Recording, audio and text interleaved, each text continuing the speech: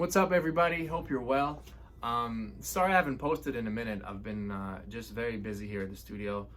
Thankfully, I'm very grateful to have work, so I've been just mixing and playing on all kinds of stuff.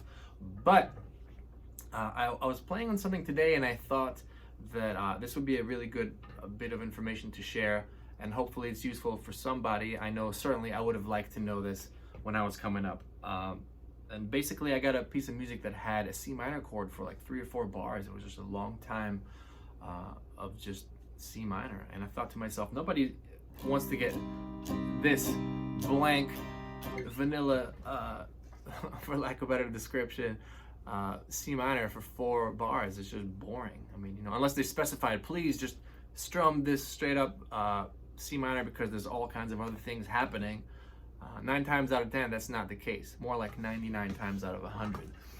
But more importantly, I asked myself, how do you break up a chord? What's a really good way to start doing that? So the most obvious place to start is diatonic thirds. So let's just stick with C minor for a second. Take the first 4 notes of the chord. So meaning like a 7th chord, right? So like 1, minor 3, 5, and flat 7. So C, right? E flat is our minor 3rd, G is our 5th, and B flat is our flat 7th, right? And play a diatonic 3rd above each one of those notes, right? So C and E flat and G, G and B flat actually gets the 9th, which is D natural, right? So actually we are playing a D minor chord. So we went from just a D minor, sorry, a C minor chord, but we went from the C minor to the C minor 9 just because of the extensions. I like to go up to the 7th.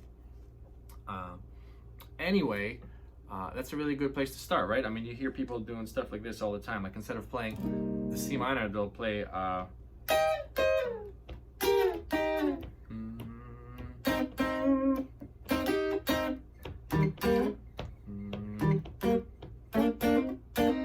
right? This would be the next octave. So I'm going from the 7th and the 9th to root and 3rd, right? And it's good to know this in all the positions. So, and then go up to the next octave. I gotta practice more. Sorry. Just find all those spots and get comfortable with it. All over the neck. I wish I practiced a little bit before making this video, but I think you get my point. Now here's the other thing. If you invert those intervals, right, you get 6s, rule of 9. So C and E flat, right, we're playing this. But what if I take this C and I put it up an octave? Now you get E flat here, and the C, instead of here, you're playing it here. So this just turned to the 6th, right? It's a lot more open. Now let's do it to the next interval. Instead of E flat and G with the E flat here, take the E flat up an octave. So you get, right, now B flat and G, put the G up on top. So you get this, right? No more this, but you get just the inversion of that.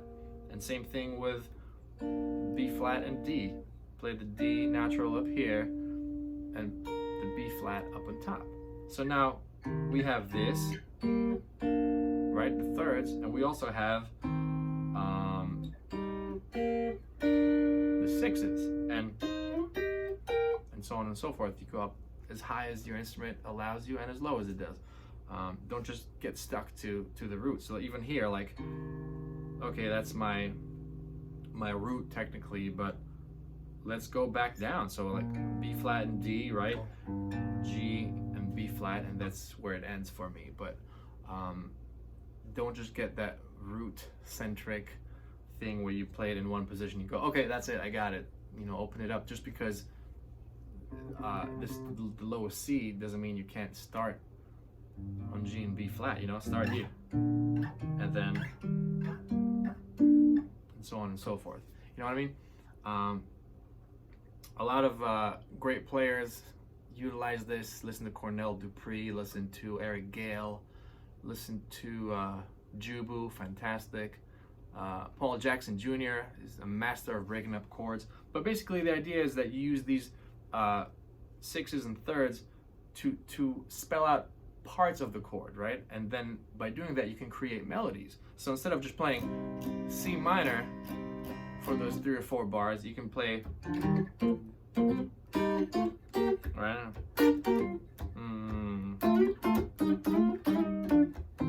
Now, if you notice, I'm playing some in between stuff that's not technically part of those arpeggios, right, with a diatonic third, but those chord tones are where you really want to land on strong beats, but it's, you know, it's always very advisable and healthy for your playing to know the scales in thirds and in sixes. So like play, you know, play all your scales in thirds and sixes, and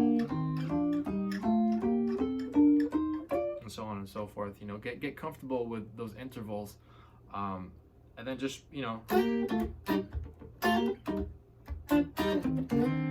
instead of playing, well, what's better for your ear? If I play this, I guess that could be cool too in some spots, but I much prefer to hear this.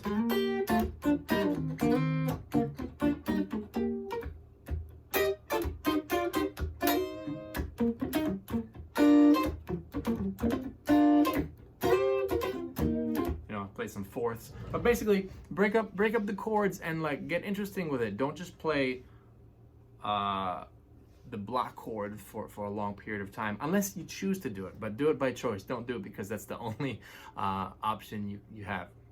Anyway, I hope that's helpful. Hit me up. I hope you're all well.